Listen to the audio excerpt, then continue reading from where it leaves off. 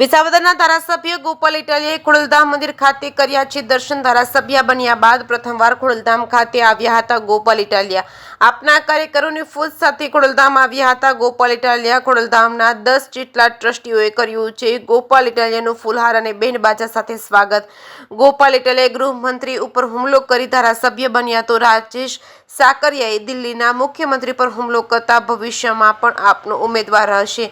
ઠેર ઠેર સભા કરી રહ્યા છે તો ગોંડલમાં પણ સભા કરશો। મીડિયા દ્વારા પૂછાયેલા કોઈ પણ પ્રશ્નનો ઉત્તર ન આપી અહીં હું ખેડૂતો છું, પશુપાલકો અને રત્ન કલાકારોનું જીવન સુખમય બને તે માટે આશીર્વાદ લેવા આવ્યો છું। મા ખોડિયાર અમારા કુળદેવી હોય તેના દર્શન માટે આવ્યો છું, રાજકારણ અહીં નહીં।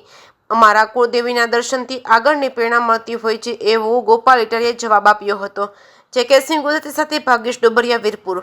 વિસાવદર વિધાનસભાના સૌ મતદારોએ મને આશીર્વાદ આપીને ધારાસભ્ય બનાવ્યા પછી આજે સૌ પ્રથમ વખત હું અમારા સમાજના કુળદેવી માતા આ શ્રી ખોડિયાર માના દર્શને આવ્યો છું। આજે મને આ પવિત્ર ખોડલધામ કાગવડ મંદિર ખાતે આવવાનું સૌભાગ્ય મળ્યું।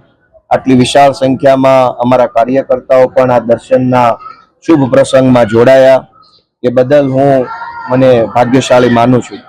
આજે મેં માતાજીને બે હાથ જોડીને ગુજરાતના સૌ ખેડૂતોને, ખેતી મજૂરી કરતા લોકોને, રત્ન કલાકારોને, પશુપાલકોને માતાજી સુખી રાખે, સમૃદ્ધ રાખે, એમના જીવનમાં સમૃદ્ધિ આવે એવી મેં બે હાથ જોડીને માતાજીના દીકરા તરીકે અને ગુજરાતના આગેવાન તરીકે પ્રાર્થનાઓ કરી છે। મને પૂરો વિશ્વાસ છે કે માતાજીની પાસેથી જ્યારે આપણે હૃદયપૂર્વક બે હાથ જોડીને કોઈ પ્રાર્થના કરીએ છીએ તે પ્રાર્થના ક્યારેય નિષ્ફળ નથી જતી।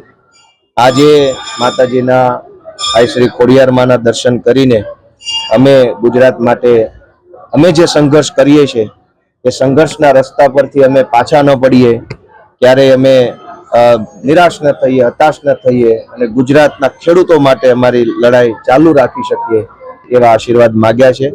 આજના આ પ્રસંગે હું ગુજરાતના સૌ લોકોને મારી શુભેચ્છા પાઠવું છું અને અમારા સૌ સમર્થકોનો આભાર વ્યક્ત કરું છું।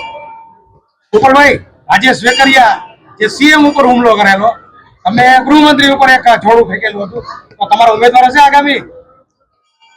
અહીંયા માતાજીના મંદિરમાં હું માતાજીનો દીકરો બનીને આવ્યો છું એટલે અહીંયા રાજકારણની કોઈ ચર્ચા હું કરીશ નહીં। આ અમારા કુળદેવી માં છે, હું એમનો દીકરો છું।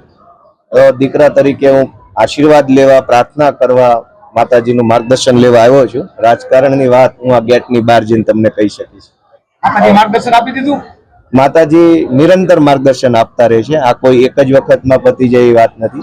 માતાજી આપણા સૌના માં છે, આદ્ય શક્તિ છે, આપણને હંમેશા સારો રસ્તો બતાવતા રહે, સારા વિચારો આપતા રહે એ પ્રાર્થના મેં કરી છે અને મને વિશ્વાસ છે કે માતાજી અમને ખૂબ સારો રસ્તો બતાવશે, હિંમત આપશે અને અમને નિમિત્ત બનાવીને માતાજી ગુજરાતના ગામડા અને ખેડૂતોનું કંઈક સારું કરાવશે। ગોંડલમાં સભા કરશો? એ ગેટની બહાર જઈને કહી શકીશ। Thank you. જય